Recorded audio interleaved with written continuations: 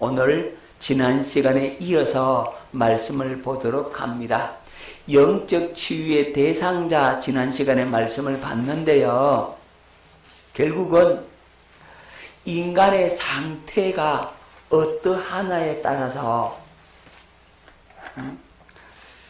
자신의 어떤 상태 속에 놓여 있는지를 아는 자가 가난한 심령이 될 수가 있는 거예요. 자기가 죽게 되어서 있음에도 불구하고 죽게 된 자기 자신을 보지 못한다면 그 사람은 주님 앞에 나오겠습니까? 안 나오겠죠. 그 사람에게 복음이 필요하겠습니까? 안 필요하죠. 그 사람은 자기가 죽게 돼 있으면서도 불구하고 죽게 된 줄 알지 못한단 말이에요. 한마디로 말하면 눈에 뵈는 게 없다 이 말이에요. 그러니까 마음대로 산다고 부자처럼 사는 거죠. 결국은 그들은 멸망할 수밖에 없다 이 말입니다. 자, 영적 치유가 일어나기 위해서 그 영적 치유받을 대상자에 대해서 지난 시간에 말씀을 드렸는데 그 대상자의 영적인 상태가 원래 어떠했느냐. 자, 인간의 상태가 어떠했느냐. 그래서 인간의 이런 상태를 가지고 망할 수밖에 없고 죽을 수밖에 없는 나구나 하는 사실을 깨닫고 주님, 나는 주님의 은혜가 필요합니다라고 하는 자가 가난한 자고, 그런 자에게 구원의 선물, 즉 영적 치유의 은혜 역사가 나타나게 되는 겁니다. 여러분, 인간의 상태가 어떠한지 에베소서 2장에서 잘 말씀해 주고 있죠.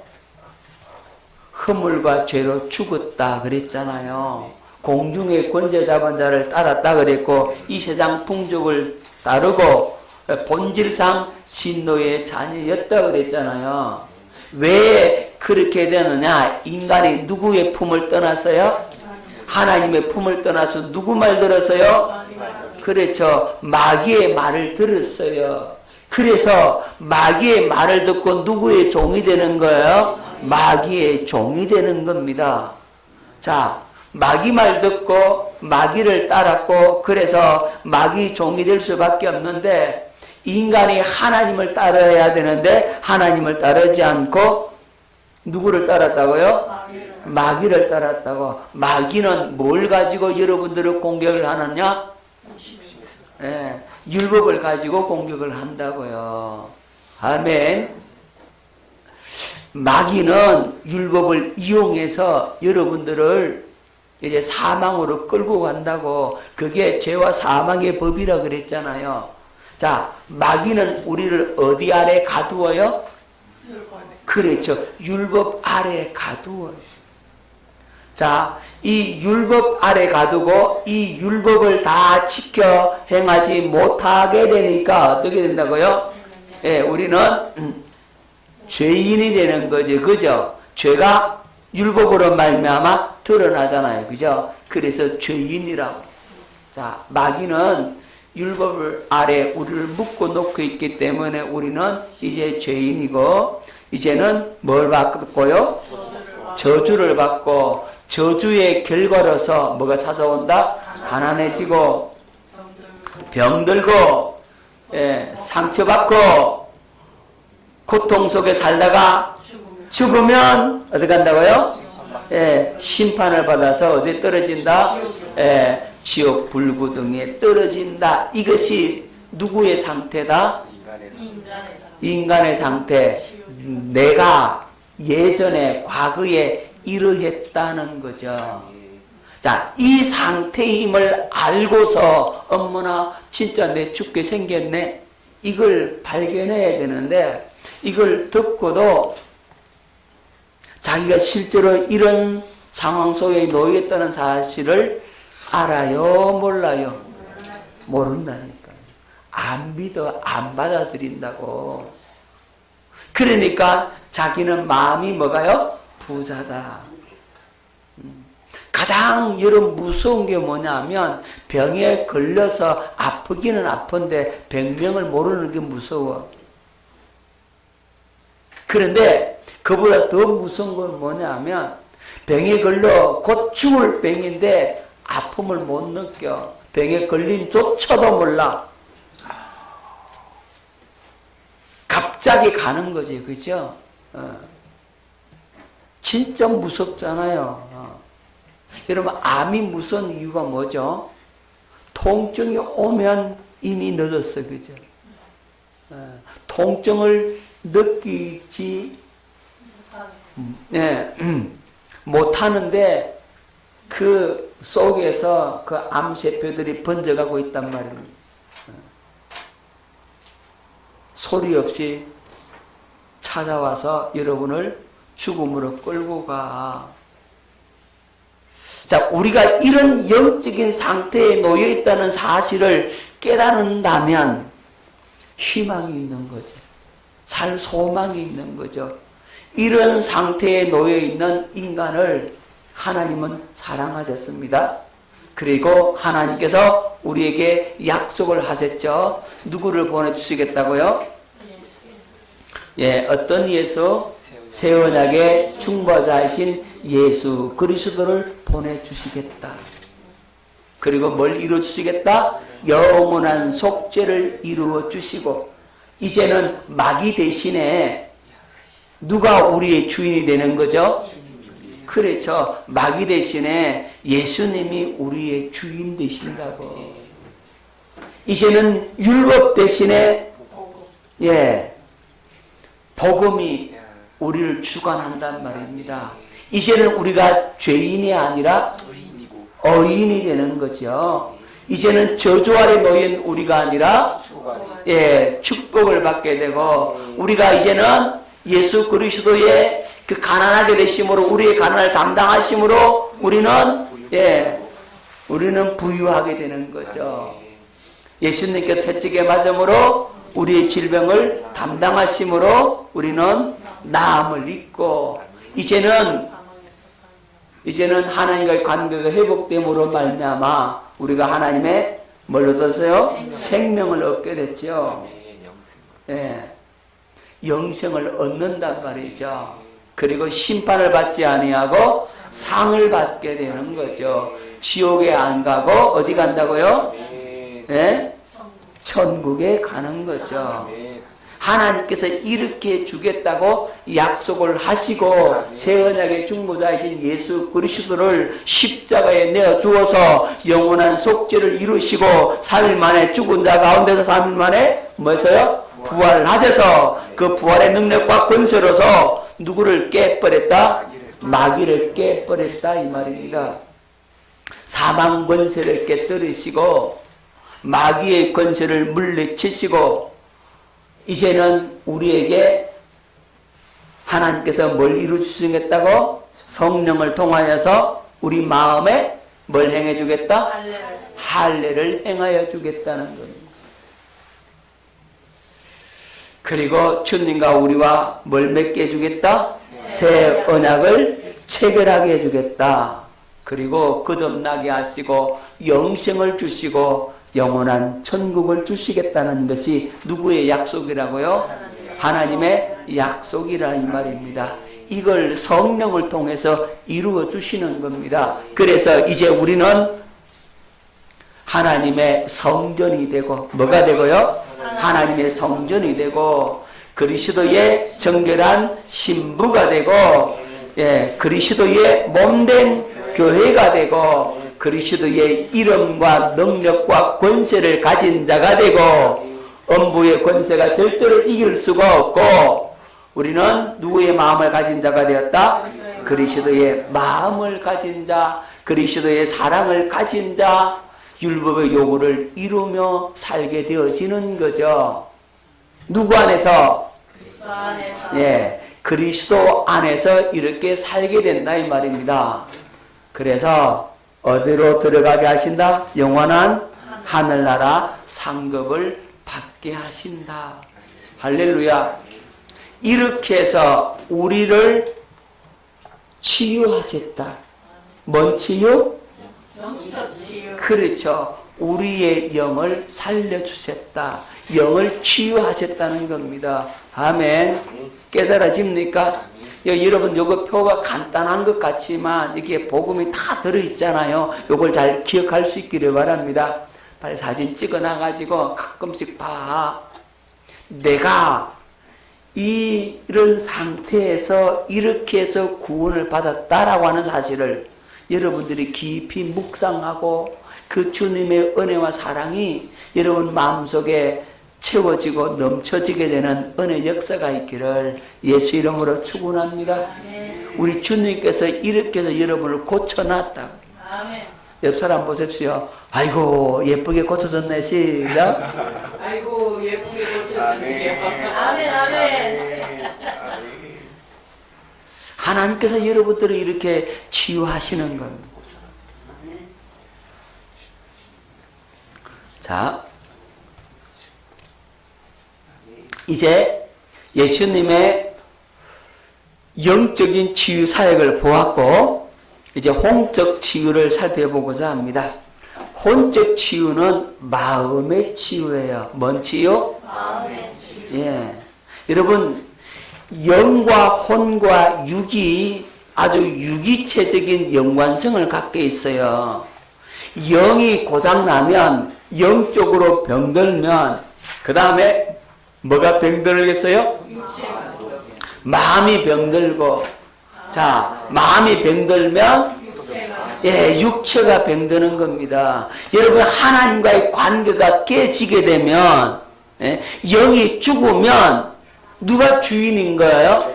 내가 주인이잖아요. 내가 주인에서 살려고 하니까 마음대로 돼요, 안 돼요? 마음대로 안 되니까 스트레스를 받아. 자, 영이 죽어 있으니까 마음이 스트레스를 받아. 그러니까 마음의 병이 찾아오죠. 마음의 병이 찾아오니까 그 다음에 찾아오는 게 뭡니까? 예, 육체의 병이 찾아오는 거예요. 여러분, 마음의 근심을 가득 안고 있어봐. 예? 심령의 근심은 여러분 어떤 게 문제가 생긴다? 뼈를 마르게 한다 그러잖아요. 그래서 여러분 이 골다공증, 예? 여러분 골 밀도가 아주 이렇게 아주 조밀해야 되는데 이게 덤섬덤섬하게 되는 거예요. 여러분 그래서 아이고 허리야, 아이고 다리야 그러잖아요. 여러분 다리 아픈 이유는 다리가 아픈 게 아니고 실상은 허리가 아파서 그래. 대부분 다 그런 건 아니고 대부분 허리가 아파서 다리가 아픈 거예요. 예. 이 척추가 문제라고. 이게 심령의 검심은 뭘 마르게 한다고? 뼈를 마르게 하는 겁니다.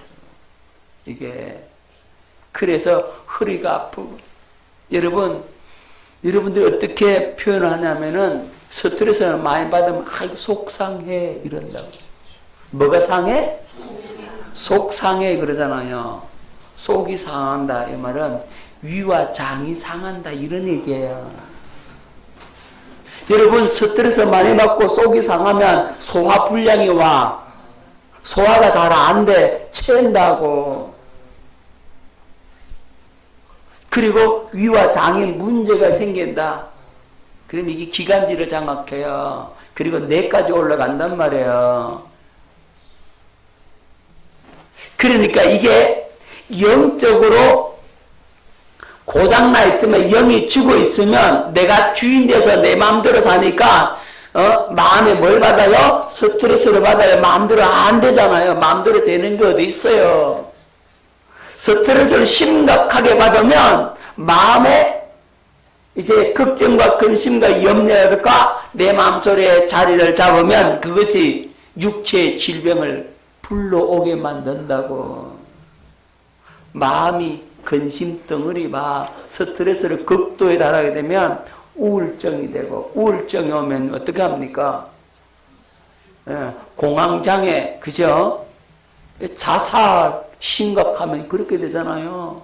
우울증 때문에 자살했다고 하는 그런 얘기를 저는 상당히 많이 들어봤어요. 그리고 실제적으로 그 우울증 걸려가지고 자살한 집에 내가 장례를 치른 적도 있어요. 그러니까 이 영과 혼과 육은 서로 유기체적인 관계성 속에 서로 영향을 주고 있는 거예요. 반대로 몸이 병들어서 육체가 아파. 그럼 마음이 어떻게 돼요? 약해져. 위축이 되고 조금만 뭐라 그러면요. 마음에 상처받고 그죠? 그러니까 마음에 상처받고 그러면 하나님께 기도가 제대로 되겠냐고? 안 되죠, 그죠? 영적으로 어떻게 됩니까? 막히는 거죠. 그러니까 이 상호 유기적인 영과 혼과 육의 관계가 있기 때문에 예수님께서 그래서 영도 고쳐주시고 이 혼적인 치유로 이루시고 마음도 고쳐주시고 육체도 고쳐주시는 거예요. 아멘. 여러분, 이 혼적 치유, 정신적 치유, 마음의 치유, 상한 감정의 치유, 이 모든 것들이 치유가 일어나야 된다고. 이사야 61장 1절 말씀을 뵙겠습니다. 주 여호와 영이 내게 내리셨으니 이는 여호와께서 내게 기름을 부어사 가난한 자에게 아름다운 소식을 전하게 하려 하심이라. 나를 보내사 마음이 상한 자를 고치며. 누굴 고친다고요? 그렇죠. 예수님께서 성령의 놀라운 기름 부음을 받으시고 누구를 고쳐주시더라고? 마음이 상한 자를 고쳐주더라니까요. 여러분, 이 마음이 상한 자 치유가 바로 혼적인 치유를 말씀하고 있는 겁니다. 한 가지 예를 들어보십시다. 여러분, 가나마다가 현장에 잡힌 이 여인이 누구 손에 붙들려 옵니까? 바리새인들의 손에 붙들려 예수님 앞에 이렇게 내려놓죠. 자, 그러면 이 가나마다가 현장에 잡힌 이 여인의 마음의 상태가 어떠했을까? 이걸 한번 생각해 보시라고. 자, 이 여인은 생명의 위기감을 느끼죠. 목숨이 지금 어디에 달려있습니까? 경각에 달려있다 이 말이죠. 수많은 사람들이 돌을 들고 와서 이제는 예수님 입에서 한마디가 나오면 돌로 어떻게 하겠다? 쳐 죽이겠다라고 지금 하고 있잖아요. 자, 이 여인의 그 마음의 상태, 생명의 그 위기감 속에 두려움과 그리고 불안과 공포 속에 지금 휩싸여 있는 겁니다. 덜덜덜덜 뭐하고 있어요? 떨고 있죠. 죽음의 그 무서움 앞에, 그 공포 앞에 지금 이 여인이 떨고 있다 이 말이에요. 그리고 그것뿐만입니까? 이 여인은 가장 큰 수치심을 느끼겠죠. 부끄럽다 이 말이죠. 최고의 부끄러움. 가늠하다가 현장에서 잡혀가지고 끌려왔는데 얼마나 부끄럽겠어 이거. 말할 수 없는 부끄러움이잖아요. 그렇잖아요. 여러분, 추문 중에 가장 큰 추문이 뭡니까? 성적인 추문이잖아. 아주 추한 소문이잖아 이게. 그 추문, 성적인 추문 그것 때문에 정치인들의 생명이 한순간에 날아가잖아요. 가장 큰 수치심을 이 여인은 가지고 있다 이 말입니다. 뿐만입니까? 수많은 사람들의 정죄함을 받죠, 그죠? 너 죄인, 너 인연 죽어라. 돌에 맞아 죽을 자다고. 어떻게 사람이 그럴 수가 있냐고. 손가락질하죠.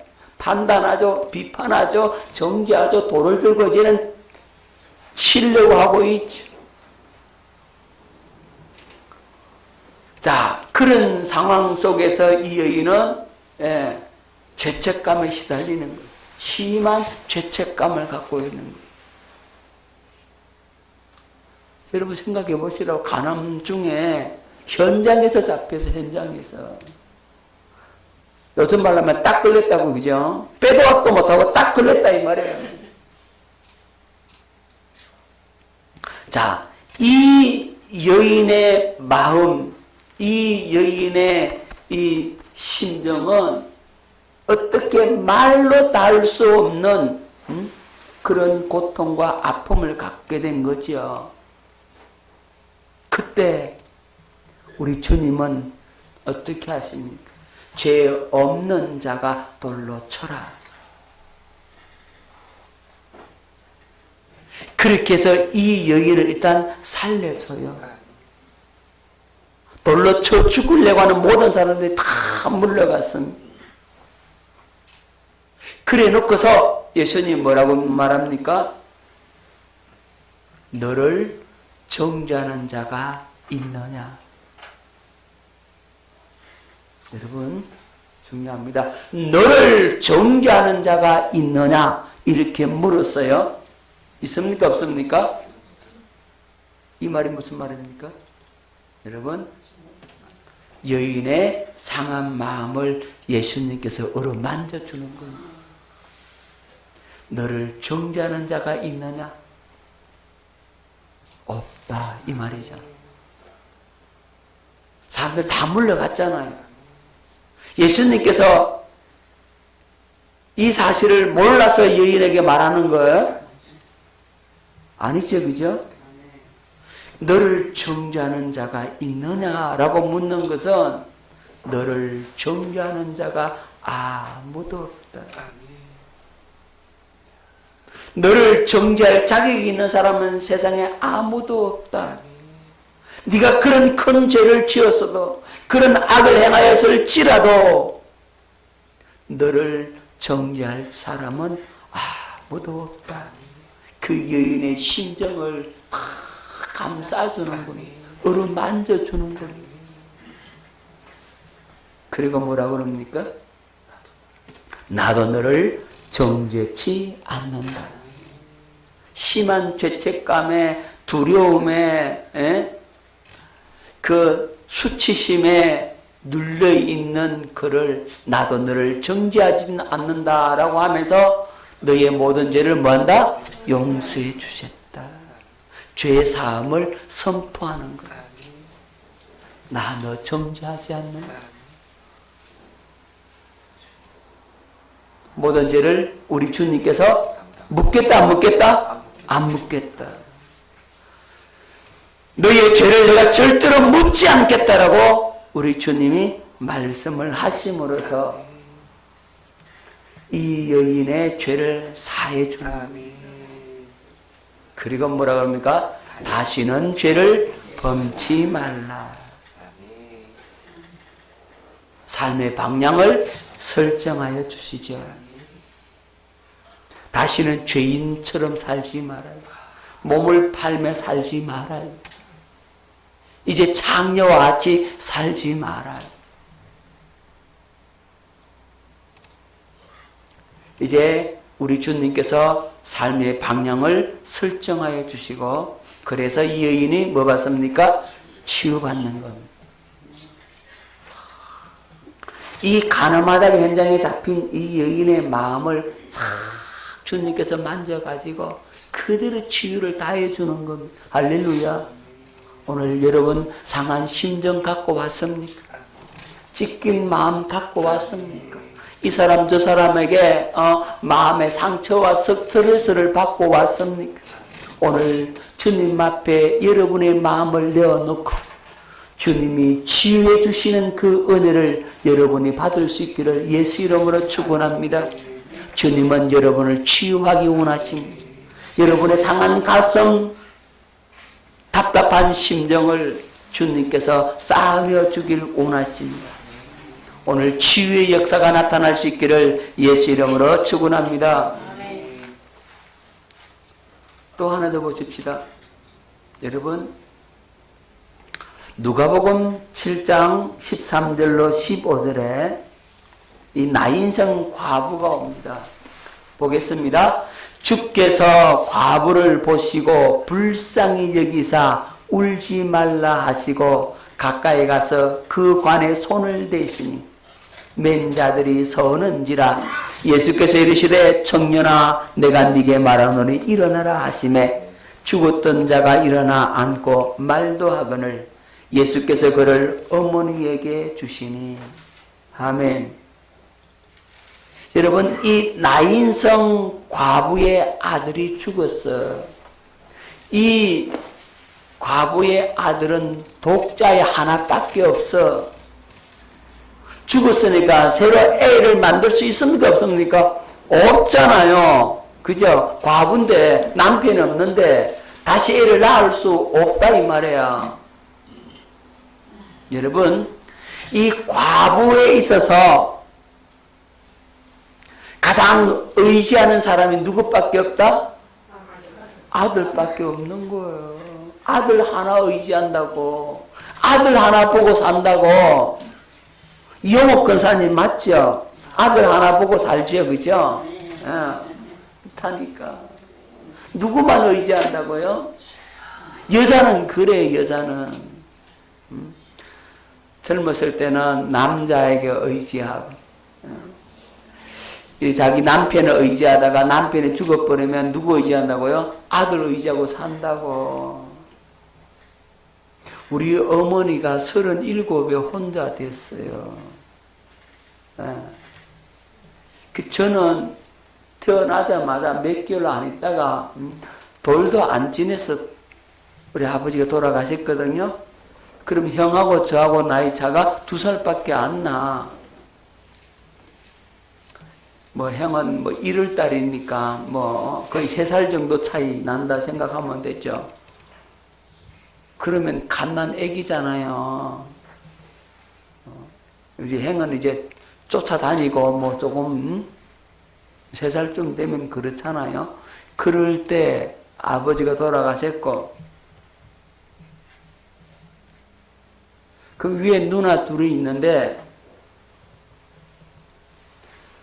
누나 그래봐야 저거 큰 누나하고 10살 차이 10살 차이.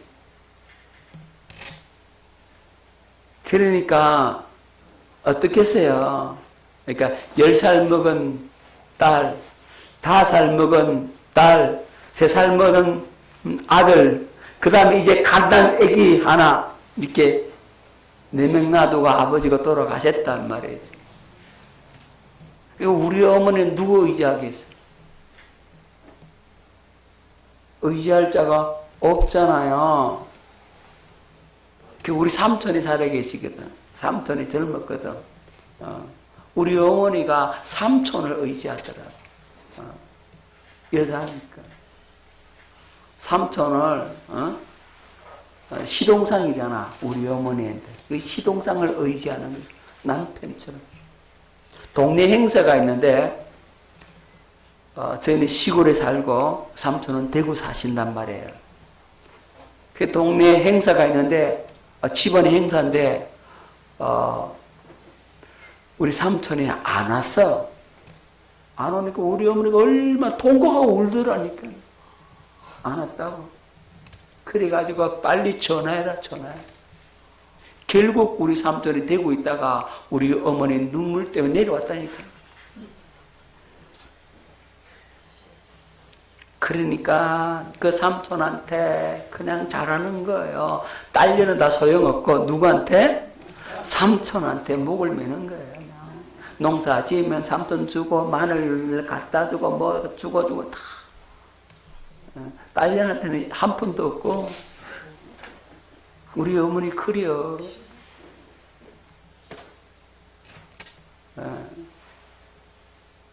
아들이 좀 잘하니까 이제 마음이 누구 의지한다고요? 아들 의지해요. 우리 어머니는 우리 형님하고 껍벅 죽어 그냥. 그렇게 목을 맬 정도로 마치 아들 의지한다. 여러분 여자들은 그래요. 뭐 안 그럴 것 같이 다 그렇다니까. 근데 그 아들이 하나밖에 없어 봐. 우리 어머니는요, 마지가 아들 있어야 된다는 거죠. 마지가 아들 있어야 되잖아요. 그러니까 우리 형님의 아들을 못 낳는 거야. 첫째 딸, 둘째 딸, 셋째 딸, 딸 이렇게 나니까 우리 어머니가 섭섭해가지고 그때 우리 누가 태어나냐면 순수가 태어나서 아들 태어나서 순수를 그들도 안 봐. 아들 얘기 잡아야겠다. 그들도 안 봐. 둘째 아들은 필요 없다는 거야. 마지가 아들 낳아야 된다는 거야.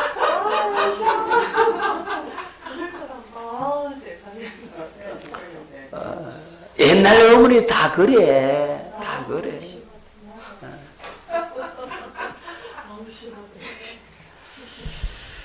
자, 그런데 이제 하나님의 은혜로 그래도 우리 형님이 막판에 아들 하나 낳았어요.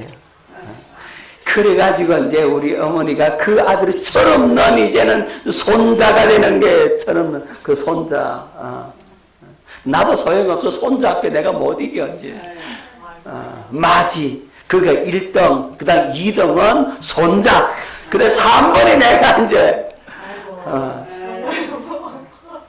무슨 말인지 알겠죠? 여자는 그렇단 말이에요. 이제 정신 바짝 들었지. 다 이제 눈이 초롱초롱하니. 자, 그런데 오늘 본문 속에 이 나인성 과부가 아들 하나 보고 사는데 그 아들 하나만 의지하고 사는데 자신은 인생이 이제 누구의 희망을 걸어요? 아들 하나의 희망 걸잖아요. 그런데 이 아들이 죽어버렸어. 나인성 과부 아들이 죽었어. 그러니까 이 과부가 얼마나 큰 슬픔에 빠지겠습니까? 야야, 네가 어찌 나 먼저 간단 말이냐? 응? 너는 내 희망 아니냐? 다 키운 아들 죽었다 이 말이에요. 얼마나 큰 슬픔과 그냥 하늘이 무너지는 것 같고 땅이 꺼지는 것 같고 그 슬픔과 그 아픔과 괴로움은 이루 말할 수 없는 고통이었다고. 그 장례 행렬에 울다 지쳐서 더 이상 이제 울음소리조차도 낼 수 없는 그런 상황까지 안 가버리겠습니까? 기절하기 직전까지 가는 거예요. 어머니는 그래. 그 아들 하나 보고 살았는데 그 아들이 죽었어. 그 장례 행렬이 이제는 이 나인성에서 이렇게 나온다 이 말입니다. 예수님께서 그래서 누구를 봤어요? 과부를 보신 거예요. 이게 은혜예요. 그 과부를 보시고 그 흐르는 눈물을 보시고 그 애통하고 우는 그 과부를 보시고 불쌍히 여기셨다고. 그리고 뭐라고 말씀합니까? 울지 마라. 우리 주님께서 울지 마라. 그 말이 얼마나 위로가 되겠습니까? 그러면서 가까이 가서 그 관에 손을 대는 겁니다. 뭘 대요? 우리 주님께서 능력의 손을 탁 댑니다. 대니까 이제 관을 맨 자들이 이제는 섰어요. 그리고 예수님께서 말씀합니다. 청년아, 내가 네게 말하는 일어나라. 관을 메고 가는 사람들이 이 사람 미쳤나 돌았나 이게 도대체 웬 해방꾼이야. 안 그래도 이 과부가 얼마나 슬퍼하는데 지금 놀래도 적당히 놀래야지 뭐 일어나라고 안 그러겠어요, 그죠? 말은 못해도 아마 그랬겠어요. 그런데 예수님의 그 말씀 한마디가 죽었던 자가 일어나 앉는 겁니다. 그리고 그 아이를 어머니에게 주는 겁니다. 자, 보세요. 엄청난 슬픔, 괴로움, 아픈 마음을 가진 이 과부. 어떤 슬픔이요? 독자를 잃어버린 슬픔입니다. 삶의 소망이 다 끊어졌지. 모든 위로가 소용이 없잖아요. 그런데 우리 예수님은 이걸 보셨다는 거예요. 이 과부의 마음 상태를 헤아리고 보셨다 이 말입니다. 그리고 관에 손을 대시고 울지 말라 하시고 아이를 살려주셨다. 아멘. 그러니까 과부의 상한 마음을 어루만져 주시고 그리고 새로운 삶의 소망을 주시는 거죠. 그러니까 이 과부 마음이 어떻게 되겠습니까? 완전히 위로받고 치유함을 받게 되는 거죠. 아마 지옥에서 천국으로 안 날아갔겠나 싶어요. 그렇죠? 이제 다 끝났다. 이제 절망이다. 내가 무슨 낙으로 사노? 그런데 이 아이가 살아버렸으나 얼마나 기쁘고 좋겠어요. 그죠?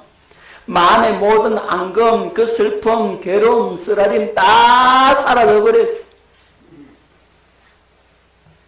예수님께서 나인성 과부의 상한 마음을 어떻게 했습니까? 치유해 주는 거예요. 예수님이 이런 분이에요. 치유해 주시는 예수님. 오늘 저와 여러분들의 상한 가슴을 치유해 주시는 예수님. 할렐루야. 주님은 우리를 치유하시는 분임을 여러분 기억할 수 있기를 바랍니다. 이제 육체 치유해야 되는데 요건 시간이 많이 가서 다음 시간에 하도록 하겠습니다. 오늘 여러분들이 깨달아야 될 것은 우리 무슨 치유? 마음의 치유.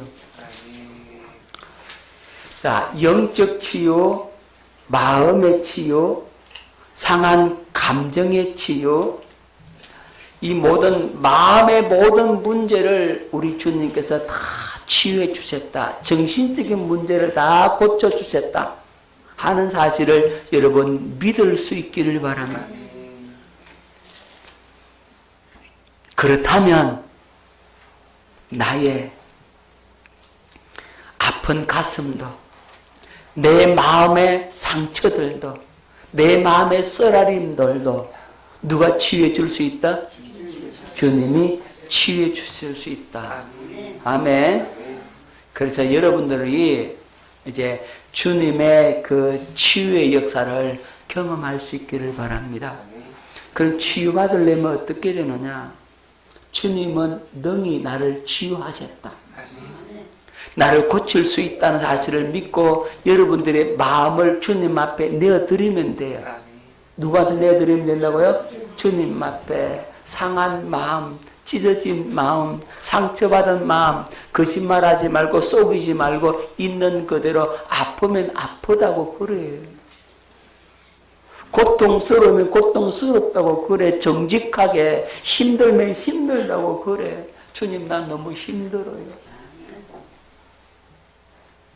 주님 나 너무 괴로워요. 너무 이것 때문에 아파요. 라고 그렇게 진실되게 고백하며 나아갈 수 있기를 바랍니다.